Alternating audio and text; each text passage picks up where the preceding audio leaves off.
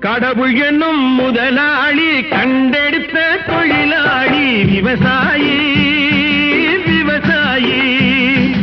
கடவுள் என்னும் முதலாளி கண்டெடுத்த தொழிலாளி விவசாயி விவசாயி.